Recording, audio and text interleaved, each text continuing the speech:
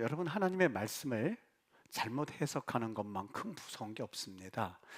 마치 어린아이가 이 슈퍼맨을 보면서 목에다 뭐 걸고 있으면 날아가는구나 하는 것을 깨달았다고 해서 자기도 보자기를 걸고 뛰어내리면 그것만큼 무서운 게 없죠.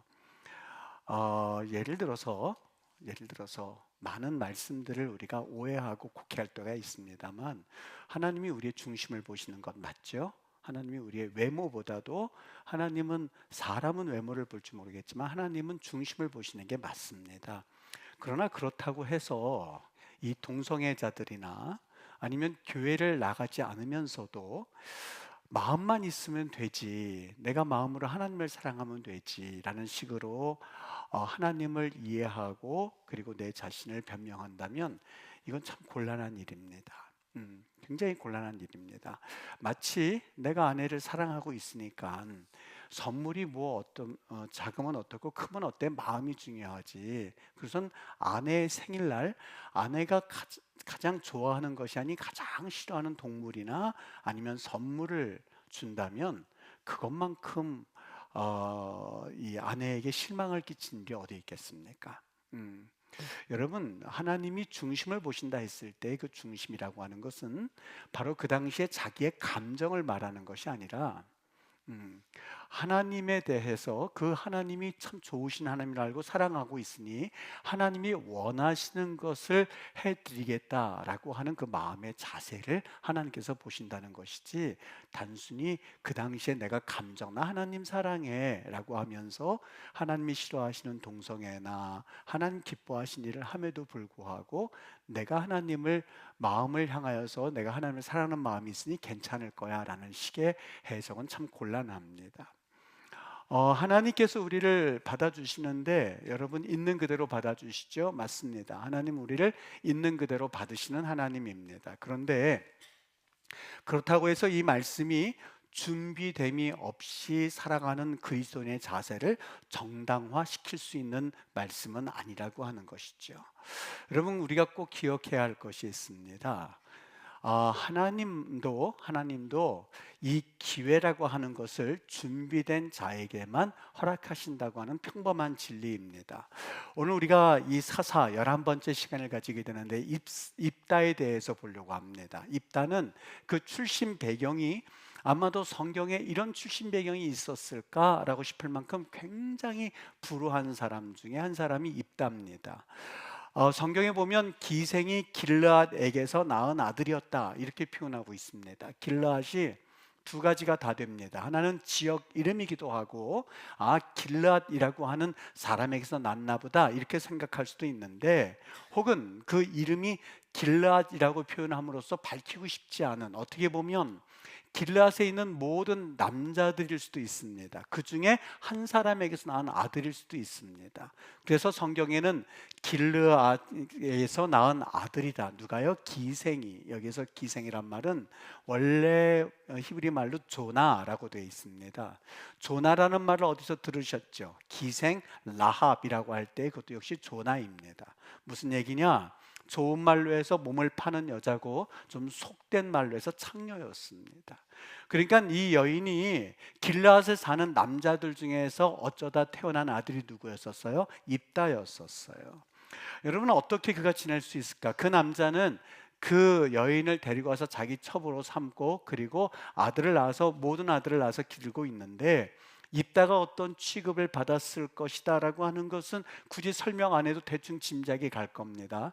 조롱당하고 무시당하고, 그리고 심지어는 이 다른 아들들, 배다른 다른 형제들에 의해서 쫓겨나기까지 합니다. 그래서 사실상 건달들과 같이 다니기도 하고 건달들의 우두머리가 된 그러한 친구입니다. 여러분, 입다의 이러한 성장 배경, 출생 배경을 알고 나면 그가 어떠한 모습으로 자라게 됐을까라고 하는 것은 어느 정도 짐작을 해볼 만합니다. 우리가 지난주에 아비멜렉이라고 하는 인물, 기드온의 아들이었었던 아비멜렉이 어떠한 인물로 성장했는지 우리 살펴봤죠. 그는 모든 배다른 형제들과 살면서 자기의 정치적 야망을 키우기 위해서 무시당한 것을 앙심을 먹고 70명의 형제들 모두 죽였습니다.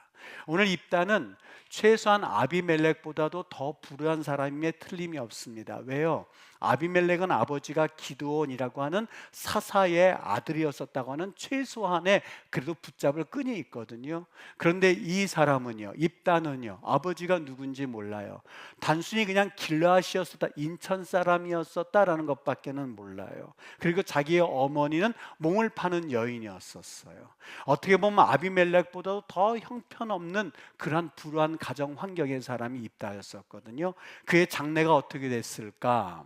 여러분, 워싱턴 대학교 의과대학에서 이 한 가지 리서치 한 것과 더불어서 이 조사를 한 수치로 나타낸 그런 숫자가 있습니다. 뭐냐? 이 7세에서 12살 어린이 105명을 105명을 뇌 스캔을 한 거예요. 그 자료를 전부 다 수치화한 거예요. 그런데 이 105명의 아이들이 불우한 가정에서 자란 아이와 그렇지 않은 아이와 비교해서 그 수치를 냈는데요. 여러분, 우리 일반적으로 생각하기에 머리 좋은 것과 좀 머리가 약간 뭐 좀 어떻게 표현해야 될까? 이 좋은 것과는 상관이 없는 자녀들과 그거는 그냥 타고난 것이라고 생각하잖아요. 그건 타고난 거야. 그건 어쩔 수가 없어. 이게 우리 일반적인 생각이거든요. 그거 뭐 어떻게 하겠어요? 때로는 어떤 능력이 부족하고 머리가 부족한 거고 뭐 어떻게 하겠습니까? 그렇게 타고났는데. 그런데 그게 아니라는 거예요. 105여 명이라는 아이들을 조사했는데 여기에 불우한 가정에서 자란 아이는 그렇지 않은 아이와 비교해 볼 때에 학습과 기억과 스트레스 조절에 관여하는 이 해마와 감정 조절하는 것과 이 편도체로 전부 다 연결되어 있는데, 불우한 가정과 그렇지 않은 가정에서는 이 편도체 연결이 명확하게 선들이 나타나더랍니다. 근데 그렇지 않은 가정의 아이들에게는 이 편도체가 연결하는 선이 희미해져 있다는 거예요. 그건 무슨 얘기냐? 머리가 아주 좋은 아이라 한다 할지라도 그 환경이 불우하게 됐을 경우에는 그렇지 않은 아이보다 이 편도체 연결이 점점 희박해질 수 있다고 하는 거예요. 또 그렇지 않게 태어난 아이라 한다 할지라도 건강한 가정 그리고 화목한 가정에 있으면 그 편도체가 잘 연결이 되어 있어서 어떻게 어떤 결과를 낳을지 모른다는 거예요. 과거에는 그렇지 불우한 환경과 그렇지 않은 환경과 차이는 있을 수 있을 거야 막연하게 생각했는데, 워싱턴 대학교 의과대학에서 이것을 수치화하여서 편도체 연결이 어떻게 되어 있는지 그리고 그 굵기가 어떻게 되는지 그걸 명확하게 우리에게 설명해 주신 자료를 주었다는 것이 참 인상 깊었습니다. 입다의 모습은 어떠해야 될까? 여러분, 그는 불우한 환경이었었어요. 어머니는 사실상 누가 보기에도 부끄러운 어머니였었어요. 아버지도 사실 이름을 밝히지는 않아요. 그저 어느 출신의 사람, 그 사람이라고만 이야기를 해요. 여러분, 그 모습이 어떠한 모습으로 성장할지, 어떠한 교육을 받았는지, 그의 편도체가 어떻게 되었는지를 우리는 정확하게 알 수는 없지만 어느 정도 짐작을 할 만합니다. 그런데 여러분, 하나님께서 그를 사사로 세우셨을 때 도대체 그가 어떤 사람이었기에 세우셨을까? 도대체 입다가 어떤 인물이었었을까? 아마 그가 머리 좋은 자녀였다 한다 할지라도, 그리고 뭔가 신체적으로 건강했다 한다 할지라도 그의 인생은 참 불운했을지도 몰라. 연구 결과에 의하면 그렇게 우리는 추측할 수가 있어요. 그런데 그렇지가 않아요. 하나님께서 그를 사사로 세우실 때 이걸 보고 흔히들 어떻게 해석하냐면, 그렇지, 하나님은 연약한 자를 들어 쓰시는구나, 하나님께서는 부족한 자를 들어 쓰시는구나, 하나님께서는 출신 배경과 없이 쓰시는구나 라고 하면서 성경을 그냥 훅 읽어나갈 때가 있어요. 물론 그것은 일반적으로 하나님은 그런 성품의 하나님이세요. 근데 오늘 입다에게만큼은 하나님이 또 다른 메시지를 주고 계시거든요. 그는 정말 연약한 사람이었어요. 그런데 그의 자라난 그 성장 결과가 정말 우리를 깜짝 놀라게 합니다. 여러분 보시겠어요? 입다가 이제 하나님께서 그를 쓰시기 전에 어떤 인물이었는지를 우리가 좀 어느 정도 상상해 볼 수가 있는데, 그 나라에 암몬 족속이 쳐들어옵니다. 그런데 그 암몬을 상대로 해서 싸울 수 있는 사람이 전혀 없었던 거예요. 그러니까 길르앗의 그 리더들, 장로들이 누구를 찾아가냐? 입다를 찾아가요. 그리고 그에게 서제션, 저희 어떤 그 제의를 해요. 6절에 보니까 어떤 제의를 하냐면 입다에게 이르되, 누가요? 길앗 장로들이, 리더들이, 우리가 암몬 자손과 싸우려 하니 당신은 와서 우리의 장관이 되리라. 갓진 그래요. 이 장관이란 말은 어떤 그래도 높은 자리다 이렇게 볼 게 아니고, 장관은 그 직책이 정확하게 우리가 지금 이 시대는 뭐로 비교할 수 있을지는 몰라서 장관이라고 번역을 했는데, 우두머리가 따로 있어요. 우두머리가 따로 있고 그 밑에서 일을 하되, 그 사람은 일반 평민보다는 좀 높은 자리예요. 왜 이걸 제시했을까? 너 출신 우리가 알잖아. 너희 어머니 누군지 우리가 알지. 아버지 잘 모르잖아.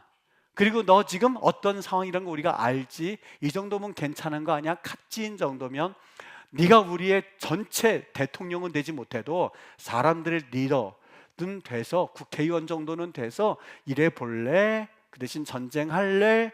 여러분, 이 정도면 괜찮은 자리죠. 덥석 물 수도 있었어요.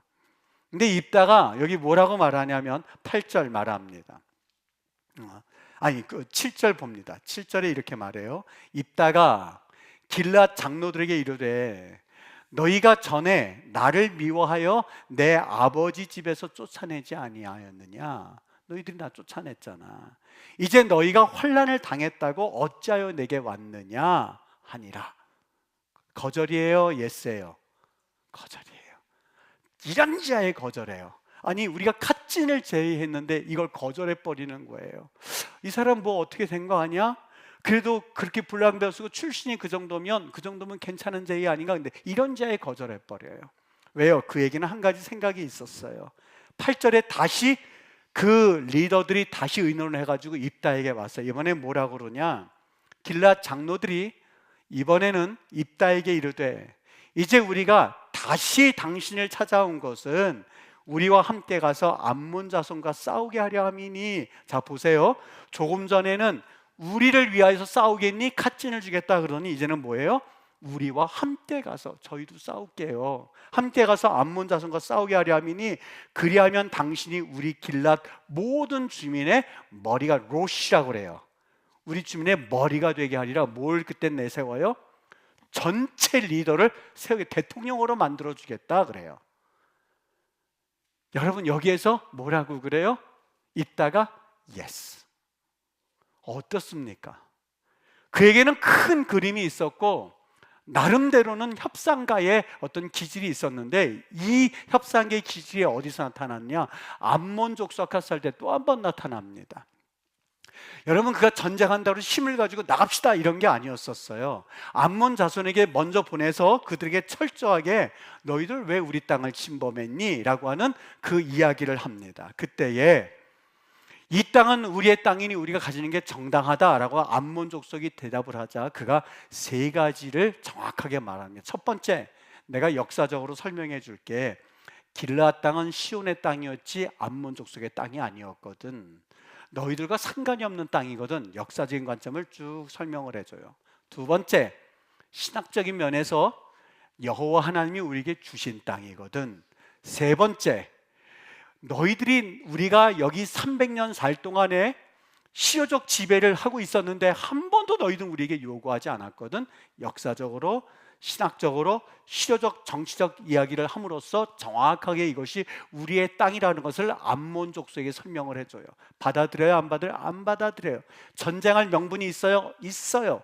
그리고 그들에게는 그 명분이 없는 전쟁이라는 것을 알려주고, 우리 이스라엘 백성들은 명분이 있는, 하나님께서 주신 땅 보호라고 하는 명분이 있는 전쟁을 함으로써 끝내는 입다가 대승을 거둡니다. 여러분 보세요. 성경에서 입다를 보고 뭐라고 표현하고 있냐? 전 여기까지만 봤어도 입다가 보통 인물은 아니네. 그 입다를 향하여서 하나님이 어떻게 표현하고 있냐? 11장 1절 말씀입니다. 길앗 사람 입다는 큰 용사였으니 라고 그래요. 큰 용사였으니 어디서 들어본 말이냐면 기드온 할 때에 들었던 말씀이에요. 기보르 하하일. 깃보르 하일이라고 하는 이 말은 큰 용사란 말인데요, 기드온에게 썼지만 이거는, 이 용어는요 사실 입다에게만 쓰여진 용어예요. 왜요? 기드온에게 그 용사란 말 쓰여질 때는 처음에는 쓰여 있지 않았어요. 기드온이 곡식 터는 틀에서 포도주 밟는 틀에서 포도주 밟는 틀에서 곡식을 털고 있을 때에 그냥 그 모습은 기도는 좀 약간 찌질한 인생, 그래서 찌질한 인생이라고 하는 얘기를 한번 한 적이 있었는데, 그런 인생이었는데 하나님께서 불쌍히 여기셔서 내가 너를 큰 용사로 불러줄게 하면서 그때부터 기도원이라는 그 용사가 가치가 바뀌어져요. 근데 여기 이 입다라고 하는 용사는 그 앞에 뭐가 있느냐, 그 앞에 우리 국어 성경으로는 잘 번역되지 않았는데, 그는 큰 용사였으니, 하야란 말이 있어요. 과거부터 지금까지 그는 큰 용사였으니, 하나님이 그에게 인정해 주시는데 그는 과거부터 지금까지 걸출한 용사였으니, 영웅이었으니, 그는 누가 뭐래도 이 시대를 이끌 수 있는 영웅이었으니, 그 말이 그 말씀 가운데 아주 뭐라고 그럴까요? 아주 명확하게 담겨져 있어요. 더더군다나 여러분 나중에 한번 보세요. 11장 1절 바로 앞절 10장 마지막 장에 보면 이 땅을 구원할 사람이 누가 나타나겠는고 이야기를 빠바바밤 해놓고선 11장 1절에 길라 사람 출신 입다 큰 영웅이라고 함으로써 그의 소개를 아주 웅장하게 하는 게 11장 1절이에요. 여러분, 오늘 왜 그렇게 하나님께서 그에게 이렇게 소개를 하고 있었을까? 여러분, 입다가 정말 아무런 준비도 되어 있지 않고 실력도 없고 그리고 어떠한 채비도 갖추지 않았는데 하나님께서 난 네가 마음에 들어 너 쓸게 하고선 갖다 쓴 걸까요? 아니요, 그렇지 않아요. 그는 준비된 자였었어요. 상대방이 지금 어떤 상황에 처해 있고 어떤 심리라는 것을 아는 심리학을 전공한 사람이었었고, 암몬 사람에게 대해서 이스라엘 사람이 정확하게 무엇을 원하는지를 말할 수 있는 제2 외국어를 마음껏 자유자재로 말할 수 있는 언어의 달변가이기도 했었고, 세 번째, 너희도 좋고 나도 좋게 하는 방법은 이거라고 하는 윈윈 전략을 통하여서 바로 이스라엘 장로들도 만족하게 시켰고, 그리고 그들과 싸울 때에 정확하게 어떤 전략을 해야 될지를 알고 있었던 전략가이자 경영학 전공자가 바로 입다였었어요. 여러분, 그의 출신이 좀 훌륭하고 괜찮았으면 그랬구나 라고 지나갈 수 있거든요. 그의 출신이 별거 없어요. 누가 보기에도 워싱턴 대학교 그 연구 결과에 의하면 그의 마지막 인생의 결론은 그냥 어디 가서 좀 허스름하게 살고 어디 가서 밥 좀 먹고 살고 겨우 이런 거에 대한 것만 해도 잘했다 할 만한 인생이었었어요. 그런데 입다는 심리학도 전공했고 경영학도 전공했고 언어도 언제 했는지 모르겠지만 자유롭게 할 수 있는 인물이고 모든 것에 명확하게 준비되어 있는 그 사람을 일컬어서 하나님 뭐라고 그래? 기뻐라 하하일, 너는 그냥 기드온에게 말했던 영웅이다가 아니에요. 너는 영웅이었었어. 과거에도 그랬었고 지금도 그렇고 너는 정말 영웅이야. 그 말이 11장 1절의 의미예요. 하나님이 그냥 쓰셨다고요? 천만에요. 왜 하나님이 과거에도 그랬단 말을 쓸까? 그 이유가 있어요. 여러분, 조금 아까 이야기했던 것처럼 아비멜렉과 입다는 출신 성분부터 비슷하긴 하지만 아비멜렉은 아버지가 기드온이었었어요. 그런데 그가 왕이 되고 싶다고 하는 그 마음이 왜 들었냐? 형제들에게 여러 가지 이거 뭐라고 그러죠? 이 왕따 당하고 그리고 그 앙심 먹었던 것을 세겜 사람 통해서 나 좀 도와주시오. 정치로 도움받고 물질적으로 도움받아서 70명의 형제들을 모두 싹 다 처분했어요. 죽였어요. 그리고 요담이라고 하는 인물이, 내가 우화 얘기할게, 저 사람은 가시나무야.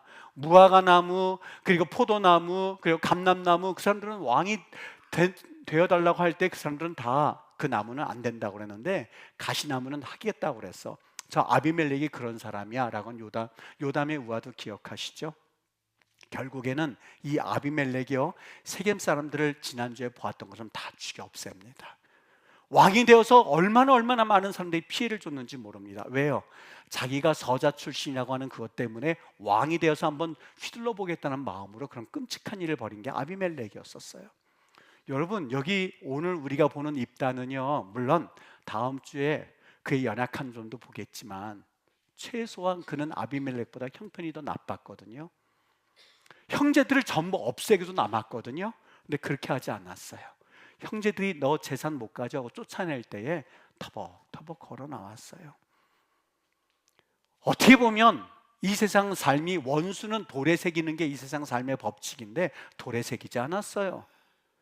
그냥 혼자서 나름대로 언제 익혔는지 모르겠지만 언어도 익히고 경영학도 익히고 심리학도 익히고 차근차근 준비하되 자기의 원수를 돌에 새긴 게 아니라 원수를 물에 흘려보냈어요.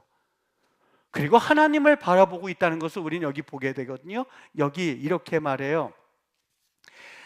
이 11장 9절에 보면은요, 이렇게 입다가 장로들에게 말하는데 한번 들어보세요. 입다가 길앗 장로들에게 이르되 너희가 나를 데리고 고향으로 돌아가서 암몬 자손과 싸우게 할 때에, 그 다음 중요합니다.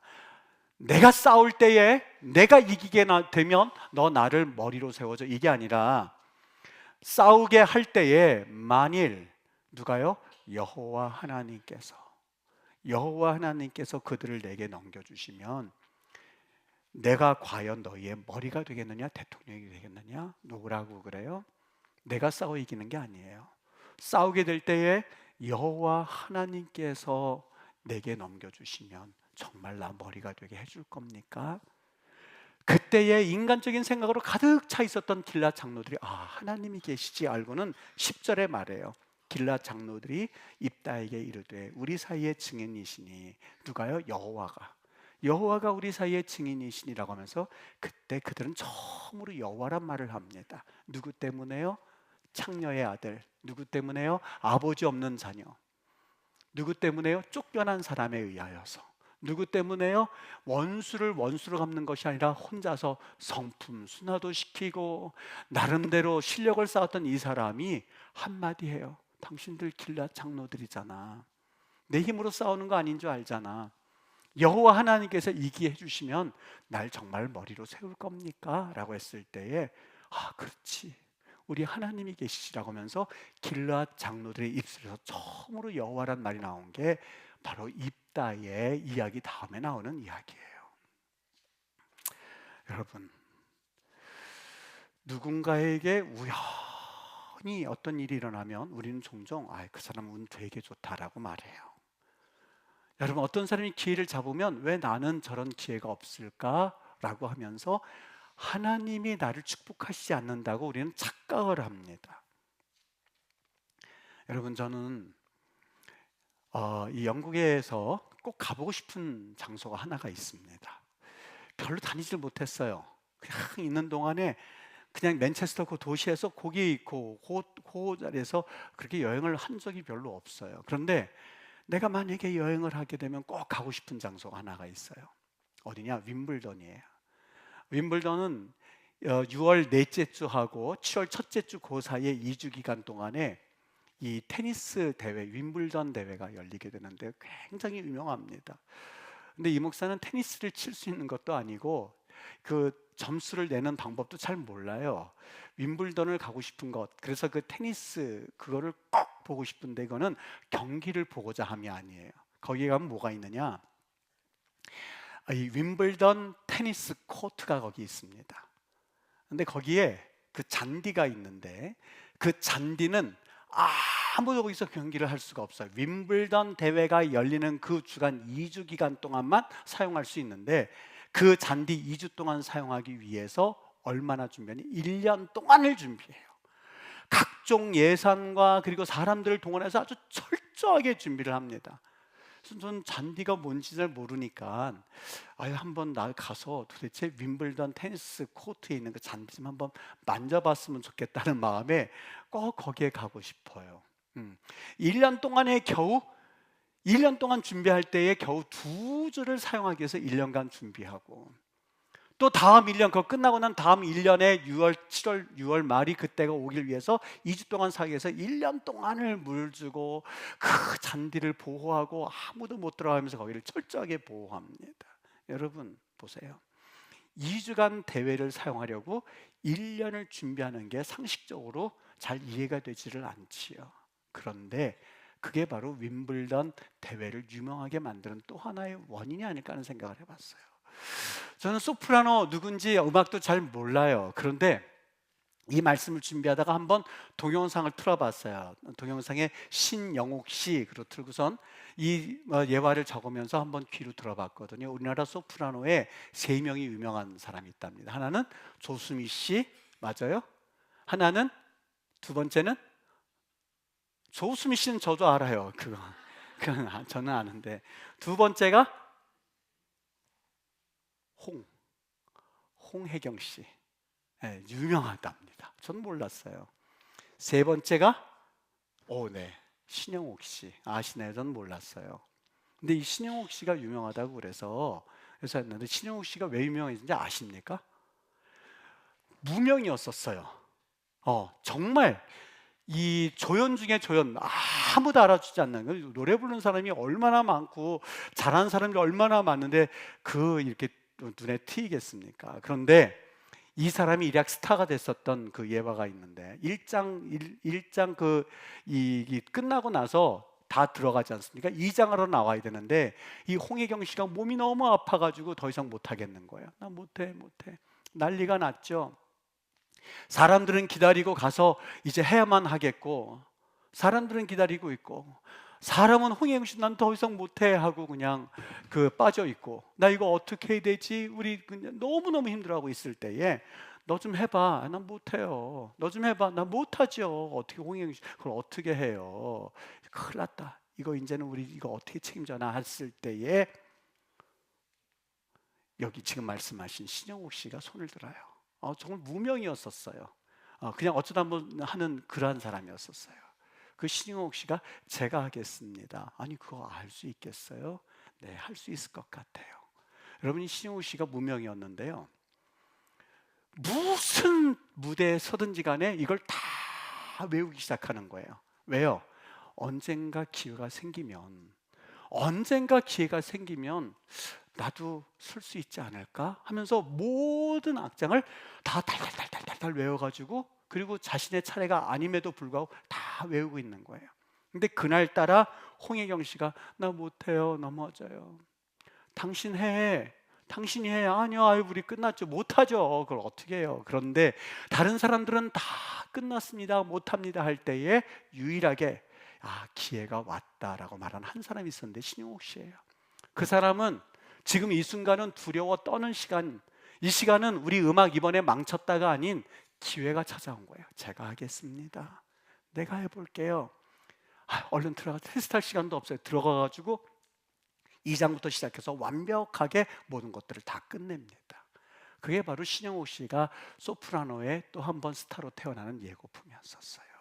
여러분, 양병 10년 용병 1이란 말이 있습니다. 양병 10년 용병 1을, 병사를 키울 때 10년을 걸어서 키우지만 병사를 사용한 데는 하루밖에 안 걸리지 않는 거예요. 하루 사용하기 위하여서 10년 동안 병사를 키우는 법이거든요. 세상 사람들이 흔히 하는 얘기 있어요. 기회는 누구나 온다고. 천만에요. 물론 그 말은 어느 정도 일리는 있어요. 무슨 말인지 알 것 같아요. 기회는 모든 사람에게 균등하다 다 온다라고 얘기하지만, 아니요, 하나님 나라의 법칙은 심은 대로 거두는 거 하나님 나라의 법칙이죠. 심은 대로 거두게끔 돼 있어. 뭘 심든지 후회할 필요 없어요. 또 너무 좋아할 필요 없어요. 그건 당신이 심은 대로예요. 너무 우연이라 그러지 마세요. 겸손하지 마세요. 그냥 당신이 그만큼 수고하고 애써서 심었기 때문에 거두는 거예요. 너무 겸손하게 나 운이 좋아서 그래. 아니요, 당신이 그만큼 심었기 때문에 그래요. 당신이 그만큼 노력했기 때문에 그래요.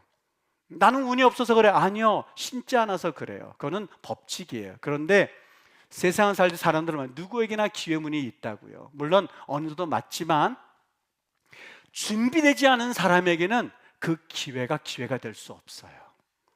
준비되지 않았기 때문에 이거 큰일 났다, 우리 못해요 라고 했지만, 준비된 자에게는 기회가 왔네, 하나님이 기회를 다 주시네 라고 하면서 하나님을 찬양할 수 있는 거예요. 그게 바로 살아가는 태도예요. 살아가는 모습이에요. 삶의 방식이에요. 어떤 삶의 방식으로 살아가느냐라고 하는 것은 똑같은 크리스찬들이지만, 똑같은 하나님 믿는 백성이지만, 하나님께서는 어떠한 사람을 사용하시냐? 입다를 사용하세요. 그 이유는 준비되었기 때문에 그래요.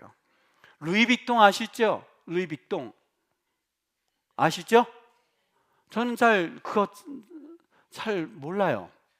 뭐 사서 이렇게 할 만한 이런 건 잘 몰라요. 그런데 누구를 알고 있냐면, 개인적으로 안다는 게 아니라 루이비통 감독이었던, 디자인 감독이었던 마크 제이콥스요. 한번 디자인할 때마다 엄청난 수입이 있죠. 그걸 디자인한 사람이에요.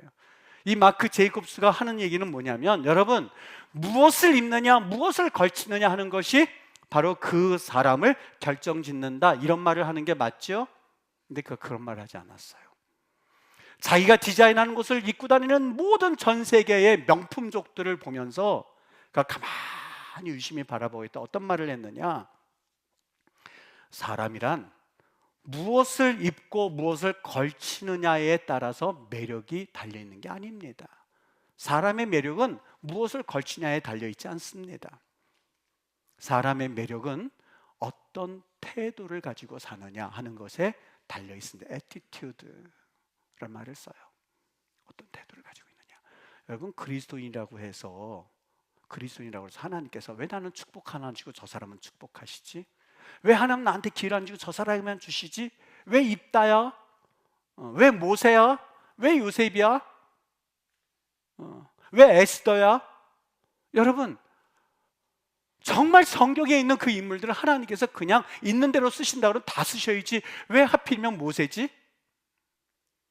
죽으면 죽으리라. 여러분, 그게 그냥 태어난 말이, 그냥 탄생한 말이 아니에요. 에스더가 정말 하나님 앞에서 하나님을 경외하고 유대인으로서 기도하고 자기의 삼촌 모르드게와 함께 기도하다가 그 나라가 위험하게 된 것을 보고선 그때 튀어나온 말이 죽으면 죽으리라, 준비된 말이었었어요. 어느 날 툭 튀어나온 말이 아니에요. 여러분, 믿음이라고 하는 그 믿음의 정말 그 역사는, 하루의 역사는 10년 동안 믿음의 말, 믿음의 행동을 하고 나서 하루에 탁 튀어나와서 전쟁에 승리하는 것이지 그냥 어느 날 갑자기 이루어지는 게 아니라니까요. 하나님께서 누구를 쓰시느냐? 하나님은 철저하게 누구에게나 기회를 주시는 게 아니라, 물론 주긴 주지만 그 기회는 준비된 자만이 기회다라고 잡을 수가 있고 하나님의 은혜로 잡을 수가 있는 거예요. 왜 나는 이렇게 하나님을 믿는에도 불구하고 이렇게 사느냐고요? 여러분, 하나님 앞에서 얼마만큼 준비되었을까? 믿음의 말을 준비하였고 믿음의 태도를 준비하였고 믿음의 사람으로서 하나님 앞에 서져 있는가?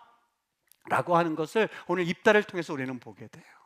아무리 출신은 비약하고 비천하다 한다 할지라도 하나님께서 준비된 입다를 통하여서 이스라엘 백성을 머리로 세워주시고 대통령으로 삼아주시고 최고의 지도자로 삼아주시고 그를 통하여서 하나님의 사사라고 하는 명칭을 주시는 것은 결코 그냥 우연히 이루어진 일이 아니었었어요.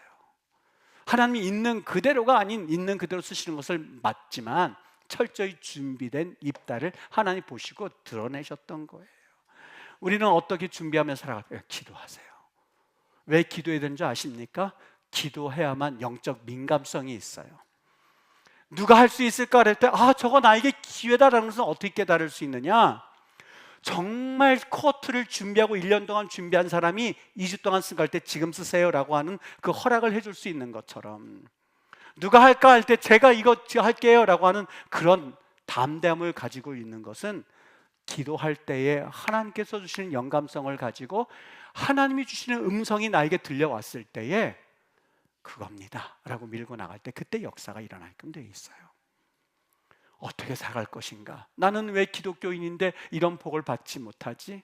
나는 하나님의 사람이라고 그렇게 다들 얘기하는데 나는 왜 이렇지가 아니라, 여러분, 하나님의 나라는 침노하는 자의 것이다 라고 하는 그 말의 의미가, 그 하나님이 모든 것에는 다 공평하게 행하시지만 예수 그리스도를 주로 믿는 자에게 라고 하는 분명한 단서가 달려져 있는 것처럼 하나님의 놀라운 일반적인 그러한 은혜 가운데 그 침노하는 자처럼 쥐고 붙들고 기도하고 하나님 앞에 해를 썼을 때에 천국은 침노하는 자의 것이다 라는 말이 너무 당연하지 않겠습니까?